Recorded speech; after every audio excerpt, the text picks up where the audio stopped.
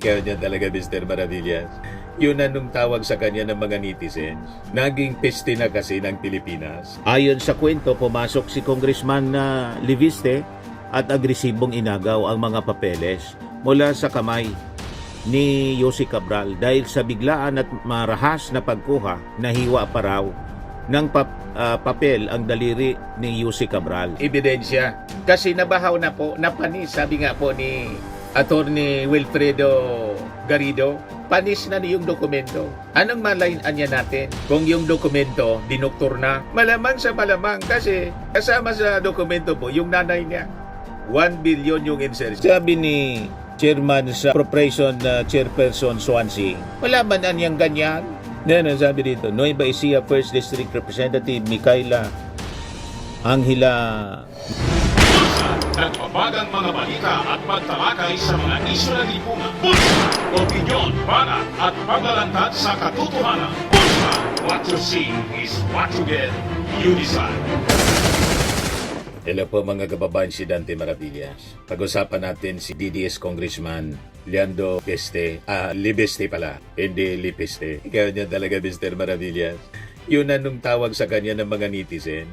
Naging peste na kasi ng Pilipinas. Pero yung mga DDS po, ang tawag sa kanya, hero. Pero ang katotohanan po, naging peste na. Kabata-bata mga kababayan na congressman, nabulok agad. Siguro naman napanood na ninyo. Yung court na GMA, puwersahan talagang pumasok. Kinonfirm ng mga witnesses, mga empleyado mismo ng DPWH. Noong September 4, pumasok DPWH building sa opisina po ni Yossi Cabral, itong si Libeste. Puwersahang kinuha yung mga files, yung term nga po ni Vince Dizon, ninakawan niya yung files sa computer nitong si Libeste. You see? So I think hindi naturuan ito ng tama ng kanyang nanay ni Loren Legarda. Ay, Senator Loren, parang hindi mo napalaki ng tama itong inyong anak na si Congressman Liviste. Sayang, hindi man dapat ganon ang kanyang pamamaraan. And I think dapat pag-isipan ito, pag-aralan ng Kongreso, ng leadership po ng Congress. Kasi sa tingin natin, dapat siguro imbestigahan ninyo itong si Liviste. At siguro dapat sampahan ito ng ethics complaint. Mga kababayan, tulad po ni Kiko Barsaga. Mas malala pa pala ito kay Kiko Barsaga. Di ba po? Imagine, nasugatan po siya sa kamay, si Yossi Cabral. Kasi, puwersahan daw na inagaw yung mga dokumento. Yan si Yossi Cabral ito mga kababayan. Yan kanyang injury sa kamay. Kaya pala, mga kababayan, nung mag-attend ng congressional hearing, congressional investigation ditong si Cabral, naka-bandage yung daliri niya. May kumalat na sa social media ng mga balita ito. Nung mag-attend si Cabral ng congressional hearing, ito yung mga unang kumalat na balita po sa social media. Tingnan ninyo, naka-bandage po. So tama ito. Kaya naka-bandage siya kasi nagka-injury. O tama, ito nga, mga kababayan, panlabaw ang tawag riyan sa amin. Yung gitnang daliri niya. So ito yung una, mga kababayan na kumalat na mga balita. Yan Totoo po ito, nangyari mismo sa opisina ni Yossi Cabral, gabi po bago ang hearing. Congressman Leandro Liviste forcefully took papers from Yossi Cabral's office. Ayon sa kwento, pumasok si Congressman Liviste at agresibong inagaw ang mga papeles mula sa kamay ni Yossi Cabral dahil sa biglaan at marahas na pagkuha, nahiwa pa raw ng papel ang daliri ni Yossi Cabral. Kaya noong sumunod na araw sa hearing, mapapansin nyo, nakabenda ang kanyang daliri. Hindi dahil sa simpleng aksidente, kundi dahil mismo sa insidente sa loob ng kanyang sariling opisina. Nakakagulat at nakakaalarma na ganito ang ugali ng isang halal na opisyal. Pumapasok sa opisina ng isang undersecretary at pilit inagaw ang dokumento to the point na nasaktan pa ang opisyal. So ito yung sinasabi natin mga kababayan. An ethics complaint should be filed against Libiste for misbehavior, for stealing documents mula po sa DPWH. Hindi man dapat, kung gusto niya ng kopya, pwede naman siyang mag-request. Kung ayaw siyang bigyan, daanin niya sa tamang proseso. Pwede naman siya na magpaimbestiga sa Kongreso. Di ba? At isamon yung mga dokumento. Hindi yung mismo siya, mga kababayan, na papasok at puwersahang kunin mga kababayan, ang mga dokumento. Sabihin pang public document tulad ng kanyang argumento, mga kababayan. Pero may tamang proseso sa pag-obtain ng document. So, an ethics complaint for misbehavior, for stealing a public document, mga kababayan, should be filed in Congress. Para hindi po tularan ang ganitong masamang pag-uugali ng isang batang congressman. Sabi po nga natin, kabata-bata pang congressman, nabubulok na po yung pag-ugali. Na hindi yata naturuan ng tamang pag-ugali ng kanyang nanay na isang seasoned journalist at senadora, mga kababayan. So bakit ganito yung pag-ugali po ni Libiste? Di po ba nakakadismaya, mga kababayan, yung ganitong pag-ugali? All praises naman, siyempre yung mga kaalyado niya ng mga DDS influencers. Ayan ang mga post ngayon, mga kababayan, ng mga DDS influencers. Si Kificho, sabi niya 1 hour ago, dahil di nag-iisip yung scriptwriter, na amin tuloy nila na yung hawak na documents ni Leandro Libiste ay totoo kasi forcibly kinuha kay Cabral. Nagpa-photocopy pa nga daw. In short, whatever he has is the real thing. Ang nag-confirm pa is staff ni Jose Cabral. Ang bobo kasi ng angling, pinakita pa yung paper cut. Halos ipagduldula na sa kanya talaga galing. Pero para bang by showing us photos of her na paper cut hands, ini-expect nila na ang normal na Pilipino would care more about the wound in Cabral's hand over the names involved in the transactions for hundreds of billions of pesos contained in those documents. So now that we have established it, whatever Leandro will say from now on is based on that authentic document. Thanks for clearing that up. Okay, next. By the way, thank you billionaire rich kid Leandro Libiste for doing this. With a 54 billion net worth, there are other less stressful things he could be doing with his time. Thank you for stepping up. As a Filipino, I am grateful that whatever happens, there will be a new breed of politicians. From Harold Respicio to Kiko Barsaga, to Eli San Fernando, to many countless others who have not just vision but outrage, who will fight for our country. Thank you, true young guns. Because of you, nabubuhayan kami ng pag-asa. So all praises sila, mga kababayan, kay Libiste. Di pa si MJ Kiambao Reyes, your claim that Kong Libiste took these files by force inadvertently and more importantly confirms the files' legitimacy and DPWH origin. Thank you for confirming. Sabay post, mga kababayan, na footage ng GMA nahawak yung documents kasama pa si Cabral ni Libiste. Di ano niya, Mr. Maravillas, ang masasabi mo niyan? That is totally wrong. Na kinonfirm lang, mga kababayan, dahil sa report ng GMA at pagsasalita ng taga-DPWH na mga empleyado na puwersa ang kinuha yung document ni Libiste. That confirms the legitimacy and authenticity, mga kababayan, ng dokumento. Unang-una, after, mga kababayan, na kunin ni Libiste yung dokumento, pinalipas pa niya, pinalampas niya yung 3 months before na inilabas. That renders the document inadmissible, more inadmissible bilang ebidensya. Kasi nabahaw na po, napanis, sabi nga po ni Attorney Wilfredo Garrido, panis na yung dokumento. Anong malayan niya natin? Kung yung dokumento dinoktor na, malamang sa malamang kasi kasama sa dokumento po yung nanay niya. 1 billion yung insertion. So malamang yun ang intensyon, mga kababayan, ni Libiste to protect his mom, yung kanyang nanay. Kaya ginulo niya yung ebidensya. Pinagdududahan na tuloy yung authenticity, yung legitimacy ng dokumento kasi panis na. Wala nang mag-authenticate, mga kababayan, nito kasi yung dapat mag-authenticate patay na. Nung buhay pa si Cabral, hindi man niya nilalabas. Nilabas niya ng patay na. O di ba, kaduda-duda? Kaya tama itong reaction po natin ni Reyes Del Rosario, registered nurse, 12 hours ago. Let's refrain from calling it the Cabral files since it was never authenticated by Jose Cabral. Instead, let's call it the Libiste files because he was the one who made the expose and has the burden to prove its authenticity. Gustong ipa-authenticate po sa DPWH kay Secretary Dizon. Anong malay naman po ni Secretary Dizon na yung puwersahan niyang ninakaw na dokumento, yun pa rin yung dinownload niya o kinuha niya. Kung dinoktor na, inalter na, mga kababayan, para i-implicate yung gusto niyang i-implicate at iligtas yung mga kakilala niya, kaibigan niya, ka-DDS niya at nanay niya.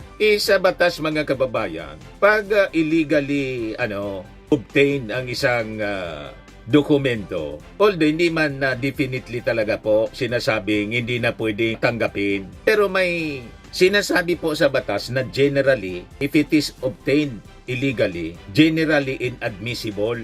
Ayan criminal cases, generally inadmissible, mga kababayan. Kasi yun ang tinatawag na exclusionary rule or fruit of the poisonous tree doctrine, especially in criminal cases.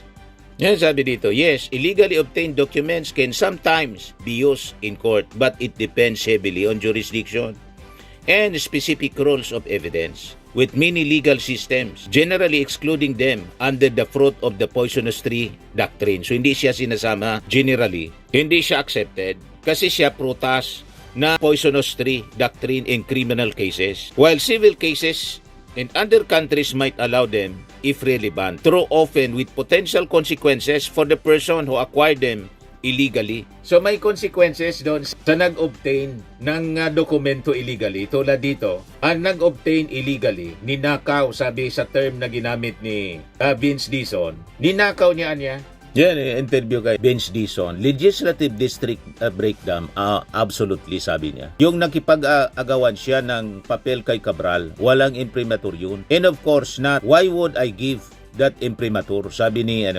Vince Dizon. Yan ang ginawa ni Libiste. Pumasok siya sa opisina. Yan, napicturean siya. Dina-download niya, mga kababayan, yung document sa computer. Kaya sabi dito, sabi ng staff, mga kababayan ni Cabral, nakita po namin sa loob, parang si Kong Libiste po, kuha po siya ng mga dokumento. Hawak niya po yung phone niya, tapos binivideoan niya lahat ng mga papel. Tapos si ma'am po, Kong, wag naman, ano po bang kailangan ninyo? Piniprepare naman na. Tapos that was the time na medyo tumaas na po yung boses ni Kong. Ang sabi niya po noon, bakit may tinatago ba kayo? Public documents lato. Dapat hindi nyo tinatago sa akin. Dapat binibigay nyo to sa akin. Tapos nang in-interview si Libiste ng GMA, nag-deny siya. Sabi niya, I vehemently deny. May inagawan akong dokumento from Yusek Cabral. At ang tanong ko po, bakit ngayon lang yan sasabihin kung totoo man yan? I hope that the public can see lahat ng direksyon ko ay para maging transparent tayo sa budget. Bastang sinasabi ko kay Secretary Vince, wag na nga tanungin anong meron ako, ilabas mo kung anong meron ka. Of all this, with the authorization of Secretary Vince. Kasi muli, andon nga po si Yusek Cabral. On the phone naman si Secretary Vince. Wala naman nagsabi sa akin na wag mong gawin yan. Sagot po ni Vince Dizon, Legislative District Breakdown, absolutely. Pero yung pagnanakaw niya ng file sa computer, walang imprimatur yun. Yung nakipag-agawan siya ng papel kay Cabral, walang imprimatur yun. Of course not. Why would I give that imprimatur? So with that, na dinideny po ni Vince Dizon ang mga claims na to ni Libiste, comes the need for congressional investigation siguro, mga kababayan. Somebody from Congress should file a resolution calling for a congressional investigation. At pati ito, mga kababayan, si Libiste, kailangang filean ito ng ethics complaint po for misbehavior. Nakakaya yung kanyang ginawa. Pwede naman niya pong gawing tama. Congressman naman po siya. Pwede naman niyang ipasamon yung mga dokumento na gusto niyang makuha for the sake of transparency na sinasabi niya. Hindi kailangang personal niyang gawin ito. May tamang proseso po. Tama po yung ating sinasabi. At ngayon, doon sa mga claims ang kanyang mga followers na kinumpirma lang ng mga taga-DPWH mismo na yung dokumento authentic po, kapanipaniwala. Paano maging kapanipaniwala? Lalong kaduda-duda po yung dokumento. Bakit po kaduda-duda? After na makuha niya yung sinasabing dokumento, hindi man niya nilabas. Nilabas niya nung patay na si Cabral kung sino yung dapat na mag-authenticate. Patay na po. So malay natin kung yung dokumento ay yung dati pa, baka may dagdag bawas na po. Dinoktor na Inalter na po mga kababayan para i-protect yung kanyang nanay, yung kanyang mga kakilala, yung kanyang mga kaibigan at idiin yung mga taong gusto niyang idiin. Magamit niya sa propaganda. Propaganda ng mga DDS laban sa Marcos administration mga kababayan. Na yun mismo yung ginagawa niya ngayon. Tama po yung ating mga analysis, mga kababayan. So tama itong sinabi ng mga abogado. Isa pang magaling na abogado, mga kababayan, si Attorney Rene Bueno, isa ding vlogger. Sabi niya, public service is not a soap opera. While Leviste masterfully scripts his drama, he fails miserably at delivering results. The people deserve a leader, not an actor. It's flop. Correct, mga kababayan. Another drama ng mga DDS and Leviste is a DDS congressman. Malinaw po yan. Itong ginagawa mga kababayan ni DDS Congressman Leviste, ang akala niya may na-expose siya. Ang totoo po, wala man siyang napatunayan sa kanyang in-expose. Ang totoong na-expose mga kababayan, yung kanyang pagkatao, yung masama niyang pag-ugali, yung kanyang sarili ang na-expose mga kababayan. Pero may na-expose siya na mga anomalya. Wala man siyang na-expose mga kababayan. Unang-una, yung mga dokumento na sinasabi niya, hindi na po kapanipaniwala. Kasi nga po, sabi ni Attorney Bueno, hindi siya authenticated. Ngayon, pakinggan ninyo pa ang isang magaling na abogado sa interview po na TV host na dating aktor na si Jojo Alihar. Yan po. Sabi dito, hindi sapat ang mga Cabral files na dokumento na binalabalandra ni Leviste dahil inadmissible siya sa korte. Ito'y dahil wala ang dapat makapag-authenticate. Kaya yan ay wala ng kwenta. Na pag-usapan, mananatiling puro chismis at ngaw-ngaw lang yan. Pakinggan natin yung paliwanag ng abogadong guest po ni Jojo Alihar. Sadly, both for the family, because, siyempre, it's always bad a bad to lose someone. And at the same time, it's also bad for the government because supposed to be she's the one holding the key to a lot of documents that would shed light on what's actually happening. Hindi ko lang kilala itong abogado. Baka kilala po ninyo. I-post na lang ninyo po. Unfortunate yung pagkamatay niya. Medyo seryoso muna tayo. Kasi Yan, alam mo yung position niya kasi siya yung gatekeeper ng mga insertions eh. Ang trabaho niya talaga is to get in touch with Di ko lawmakers, siya kilala with eh. of agency. And ang trabaho Itong niya, importante parang po yung sinasabi niya. insertions, at siya yung nagsicertify, siya yung nagpo-provide ng necessary funding. So yun yung trabaho niya. No? So marami siya nakakausap. Eh ang problema right now, kung mapansin mo, doon sa level ng mga matataas, yung mga mambabatas sa halimbawa o yung mga heads of agency, ang hirap nilang i-pin down precisely because kulang ng ebidensya. So either walang personal na dealing yung witness or hindi niya talaga naabutan ng pera, inabot doon sa bagman, inabot to someone else. So it's very difficult to pin them down. So maganda sana yung testimonya niya precisely because siya kausap niya na diretso yung mga yun eh. So ano ba yung pinag-usapan? Ano ba yung deals? Ano ba yung mga agreement? Ano ba yung mga concessions? Maganda sanang makita. Eh kaso namatay. Ngayon ang tanong kung namatay siya, attorney, kung namatay siya, yung bang mga iniwan niyang dokumento, yung mga text messages niya, yung mga phone calls, o yung bang yung mga conversations sa messenger, admissible ba yan as evidence? Una, kung di siya namatay, walang problema. Pero dahil namatay siya, mahirap na. For example, yung mga text messages niya, yung mga conversations sa messenger, yung mga phone calls, ang tawag dyan ay electronic evidence. So sa Supreme Court, meron tayong rules on electronic evidence now. So for them to be considered admissible, they should pass the test of admissibility. So may mag-authenticate. Sino mag-authenticate? Yung may hawak ng phone, yung nakikipag-usap. Sino yon? Siya. Namatay na siya. So how do we do that? Pangalawa, yung mga dokumentong iniwan niya. Ang mga dokumento kasi, it's not enough na nagsabit ka ng dokumento. Correct. Kailangan yung tinatawag na testimonial support. Ano yung testimonial support? Yung tao na magsasabi na alam ko yung dokumento na yan, genuine yan, alam ko yung nakapaloob dyan, may personal knowledge ako. So, you cannot just go to court and submit a document. Alam mo ba, kahit sarili kong affidavit, kunyari, nagsabit ako ng affidavit, You have to be present. may hiling na sa court, that affidavit in itself will not be enough. I should testify and provide support, number Kita mo? one, to establish that affidavit I really executed, that's Correct. genuine. Lahat na lang nilagay ko dyan based on personal knowledge. Unless Correct. I do that, walang value yung mga dokumento. Walang na value. yun. So yun ang problema. Dahil namatay siya, maraming mga ebidensya na mas madali sana, mas convenient sana. I'm not saying walang paraan, but it's difficult now. Kaya nga, even if the NBI has already ruled that there is no foul play, The autopsy report in fact indicated that, that there was no crime committed against her. Hindi ko maalis sa mga taong bayan kung ba't nagdududa pa rin sila. Kasi ganun siya ka-importante eh. O kaya lang, syempre, ibang mga nagdududa naman kasi parang kakapanood ng probinsyano, Mission Impossible. Iba kalokohan na naman yung mga naiisip nila, sobrang absurd. But I get where they're coming from. So it dies with her. It's short of saying, ganun ba? All the evidence that she has on hand dies with her. And not necessarily, kaya may hirapan ka lang. You have to be very, very creative. Tsaka pangalawa, and this is also important, yung testimonial evidence niya, yung kanyang testimony. Patay na siya. Prior to her death. Okay, namatay na siya, paano gagawin? Ang tanong, paano kung nakausap niya halimbawa si Congressman Leviste, kwento niya? Yung bang kwento niya, pwede bang ikwento ni Leviste and would that hold water? So unfortunately, ang tawag doon hearsay. Kasi Hearsay po. dapat ikaw yung nakakita, hindi narinig mo lang na sinabi sa'yo.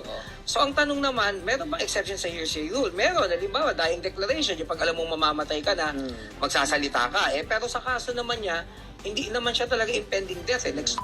Siya. Iba yung alam mo sa pelikula, yung binaril ka, tapos tinatanong kung sino yung may kasalanan. Alam mo yung, di ba, yung, tapos bago mo masabi, namatay ka, di ba, nagbigay ka lang ng clue, pwede yun, or declaration against interest. But otherwise, yung mga sinabi niya per se, halimbawa dito kay Leviste, hindi pwede mag-testify si Leviste kasi hearsay yun, hindi siya Hearsay. So, as Ang I lahat said, ng sinasabi niya, wala hearsay. pagkamatay niya, but the question is, should Ni the Leviste. investigation stand on its own? Of course it can. Kaya ginagamit Marami niya namang po ebidensya. propaganda Mas mapapadali lang sana. para manira So, sa ang Marcos maganda administration. niyan, kapag may mga gusto kong hindi masyadong ipit, DDS congressman kasi siya yung po. mga dapat maipit na ayaw niyang maipit, medyo natutuwa siya. Dahil nangyari yun kay Cabral. Siyempre, mahirap. Although when you know, ano naman, if you testimonies, especially during the other committees, Quadcom, nandun pa lang siya, if what she says can be validated with the documents that they have on hand, will that, of course, that would hold water, no? It would hold something on court, in court. Hindi, ang mangyayari kasi Kasi, noon, sinabi niya dito, verbally. ang maganda na may mga sinabi kasi siya sa court, nag-testify siya doon eh. Yes, so baka pwede mong ipilit yun, pero kaso wala din siya masyadong sinabi doon kasi.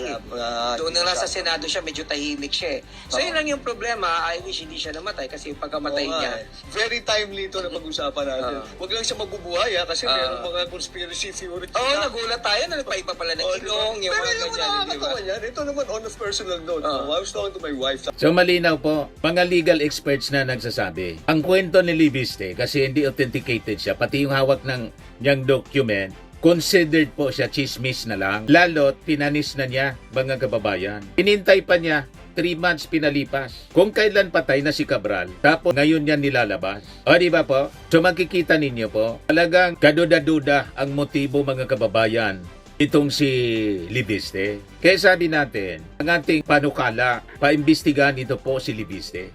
Unang-una, puwersahan niyang kinuha yung dokumento. May nasaktan, illegally obtained. And that is, mga kababayan, malinaw na mali. Maling gawain ng isang congressman. This is a clear misbehavior of a congressman na pwedeng maging subject ng ethics complaint, mga kababayan. Di ba po? At yung pagnanakaw niya ng dokumento, kailangan na panagutan niya rin yun, mga kababayan. Kasi, tulad ng sinabi natin, pwede man niyang gawin sa tamang pamamaraan. Nag-file sana siya ng resolusyon kasi congressman siya eh. Calling for a congressional investigation para yung mga dokumento na gusto niyang ma-obtain for transparency purposes, pinasamon niya sana. Di ba po? Ay sa personal niyang pinuntahan, tapos puwersahan niyang kinuha, ninakaw yung dokumento, tapos binuro niya for 3 months. Kung kailang patay na yung taong dapat mag-testimony, mag-authenticate sa files, doon niya nilalabas ngayon. So, lumalabas questionable na lahat. Hindi na po admissible. Hindi na kapanipaniwala yung sinasabi niyang Cabral files. Hindi na ito Cabral files, kundi Leviste files, mga kababayan. O, ito yung latest. Nagpalabas po ng statement si Secretary Dizon. Baseless and malicious. Secretary Vince Dizon categorically denies Batangas Representative Leandro Leviste's allegations that he made insertions in flood control projects under the Bases Conversion and Development Authority or BCDA, which he formerly headed. Sabi po ni Dizon, Nagpalabas na niya ako ng malinaw na statement na wala akong flood control projects that are funded through budget insertions, allocable funds, or any discretionary source. Any claims of allocable or discretionary funding for such purposes are baseless and false. The timing of Representative Leviste's allegations also raises suspicion after reports of some DPWH staff surface accusing the lawmaker of forcefully and illegally getting files from the late Undersecretary Catalina Cabral. Kung ano-ano na lang po ang pinopost na mga aligasyon nitong si Libiste, sabi ko sa inyo, kabata pa nga congressman, nabulok na agad. Mga post niya, 10 hours ago, nag-post na naman. May nagbigay sa akin ng isa pang kopya ng files ni Yumaong Yose Cabral mula sa DPWH. Biniberipika ko at tugma ito sa kopya ko. Talaga pong ginugulo niya. And possibly, yan talaga po ang objective niya para pagtakpan yung mga totoong sangkot na mga alyado niya, kaibigan niya, pati yung nanay niya, na mismo mga kababayan siya, inamin niya may 1 billion pesos insertions. Pagkatapos, nang madiscover niya kasama yung nanay niya, sinabi niya na iniman na niya lahat ng insertions ay masama. Mga post niya, 9 hours ago, bakit wala pang inilalabas sa CCTV ng pag-deliver ng maleta sa opisina ng DPWH? Nakita ninyo? Walang tigil na propaganda siya mga kababayan at haka-aka. Parehas na parehas ang kanyang ginagawa sa ginagawa po ni Kiko Barsaga. Sabi natin, an ethics complaint should be filed against Libiste for misbehavior and unethical conduct of a sitting congressman. Ito yung nag-react si Vince Dizon dahil sa post na to. Mga kababayan, nasabi ni Vince Dizon malicious. Maraming whistleblowers ang nagbibigay sa akin ng ebidensya dahil nagtitiwala sila na ang habol ko ay ang katotohanan at hindi ko kailangang mangurakot. Kaya may nagbigay sa akin ng di umano'y bagong insertions o allocable ni Secretary Vince, pati ang kanyang dating BCDA flood control project. So nanggugulo, todo-todo yung panggugulo mga kababayan ni Libiste. Malinaw po na black propaganda para sa sumikat at the expense of other officials ng ating gobyerno. Pinalalabas niya na siya na lang ang magaling, siya na lang ang malinis mga kababayan. Iyong nanay niya sabit sa insertions. Kita mo na mga kababayan. Kaya tama itong sinabi ni Deputy Speaker Ronaldo Pono. May payo siya kay Libiste tungkol sa proseso ng budget. Dapat aralin niya ang proseso ng budget.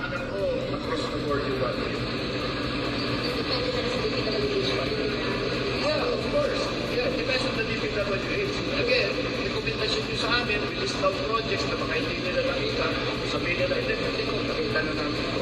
Hindi okay, di ba? Hindi kailangan ito. Okay lang. But again, they make the final decision, not us. I cannot answer to any report that the new congressman will spread. Okay? Number 2, I presume that he studies it already.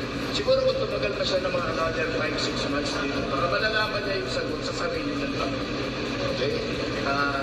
Stay around longer, get to experience everything kasi one of these documents I know you're probably seeing for the first time, So it's not a question of knowing everything the first day you are here. But again, sometimes, when we don't know what we're talking about, we will say things, I don't think he knows exactly what an insertion is. What's the difference between an insertion and an amendment, an insertion and the things he's talking about now. And it's not fair for somebody to blanket accuse everybody. Alam mo, sabihin mo, hindi, actually, lahat ng congressman may insertion. Kasi lahat ng congressman, hinihingihan ng rekomendasyon nila. So, siyempre, trabaho ng congressman yun. Sino pang tatanggit? Correct. Diba? So, and then again, kahit mag-recommend yung congressman, hindi yun yung final decision.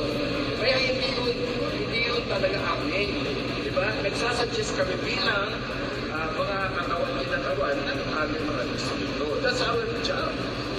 Saka huwag niyo na muna sayangin yung oras namin na kasi alam na Kung inaral niya ana sana, hinintay niya mga 6 months. Baka niya yung mga tanong niya, siya na rin niya yung makakasagot. Assuming kasi po, lahat ng nakasulat sa budget, pinagdududahan niya. Lahat na lang insertion, balibasa bagitong congressman. So malamang sa malamang, hindi siya kasi familiar pa ng budget process. Kabago-bago kasi, mag-aral kasi muna ng maayos. May kasabihan po tayo, little knowledge is dangerous. Yan ang nangyayari dito kay Libisi. Kaya kabata-bata na congressman, nabubulok na kaagad. You see? Sabi ni Congressman Puno, Deputy Speaker Puno, bago anya siyang mag-akusa, aralin niya muna yung proseso anya ng budget. Bakit anya lahat ng congressmen halos may insertions? Trabaho na niya namin na mag-propose kasi hanapan kami ng project sa aming distrito. So insertions per se, hindi man po siya masama. Ang masama kung yung in-insert na proyekto po ninakaw, hindi in-implement, pero ninakaw yung pondo or in-implement yung proyekto, substandard yung pakagawa. Yun ang mali doon. Di ba po? At siya mismo, inamin niya yung nanay niya, may 1 billion insertion. Tapos, nang malaman niyang may 1 billion yung nanay niya, sasabihin niya, pinakang maliitan niya yung nanay ko, 1 billion lang. Yung iba niya kasi 5 billion, 6 billion. At hindi naman niya lahat ng insertions mali. Yun naman pala, masamaan niya. Hindi lahat ng insertions masama. Yun naman pala. So bakit siya daldal ng daldal mga kababayan? Malinaw na pabida. At saka mga kababayan, malinaw na ginulo niya yung dokumento. Tapos sabi niya kahapon, magpi-privilege speech sana daw siya. Pinigil daw siya na ilantad sa Kamara. Iwala man po sa sesyon yung Kamara, yung Congress. Nag-adjourn na po December 23. Ang in-session po yung BICAM para matapos yung budget. Pagkatapos, gusto niyang mag-privilege speech. Sa 26 pa, January 26, di sa January 26 ka, mag-privilege speech. May rules po yung Congress. Kung kailan ka pwede na mag-privilege speech. Alangan man, nasa adjourn yung Kongreso, magsisesyon lang para pagbigyan yung pag-privilege speech mo. Ayan sabi dito, Cabral Files, ilalantad sa Kamara. Leandro Liviste, ang nilalaman ng tinaguriang Cabral Files. Ayon kay Liviste, kung papayagan siyang ilantad din niya ang umano'y sikretong 18.52 bilyong maintenance in operating expenses fund ng Kongreso. Ano naman ang problema doon? Kasi daw biglang tumaas mula sa 10.75 billion patungong 18.58 billion kung saan anya malaking bahagi ng pondo ang nililiquidate by certification dahilan upang posibleng maibulsa ang pera. So haka-haka mo pa man lang posibleng maibulsa. Hindi pa man nangyayari. Nag-aka-aka ka pa. Aka-aka ka man lang. Gusto mo nang mag-privilege speech agad? Mag-privilege speech ka kung may na-discover kang mga anomalya. Wala Aka-aka pa lang. Sayang ng panahon. Gusto mong pagbuksan yung Kongreso kahit nasa pagbakasyon. Naka-break yung Congress. Kita mong pag-ugali nito mga kababayan. Tapos sabi ni Libiste, may 2 million Christmas bonus daw yung mga congressmen. Sabi ni Chairman sa Appropriation Chairperson Swansing, wala man anyang ganyan. Yan ang sabi dito. Nueva Ecija 1st District Representative Micaela Angela Maika Swansing said, there was no such thing as a 2 million pesos Christmas bonus for congressmen as claimed by Batangas 1st District Representative Leandro Ligarda Liviste. Wala pong ganon. The MOOE of the House is purely for the operations of the House. And that's all I can say about that. Kung ano-ano na lang, mga kababayan, ang dinadaldal nitong si Libiste. Tuwang-tuwa naman yung mainstream media kasi laging may controversy. Laging may balita, mga kababayan. Anyway, yan man lang po. Napahaba yung ating diskusyon mga kababayan dito sa walang kakwenta-kwentang pinagsasabi ni Libiste. Lagi ninyong tatandaan sa buhay, you become what you believe. Ako po si Dante Maravillas. Bye-bye. God bless. Firmax Firming and Lifting Cream, pinapahid po sa mga pulses and affected area. Mainam po sa paninigas ng mga kaso-kasuan. Ito naman po, Automax Radiant Serum. Sa mukha naman yung application. Anti-aging po siya. You will look 10 years younger than your age. Sa mga cancer patients naman po, baka lang gusto ninyo itong itry. Neng siya red mixed fruit drink.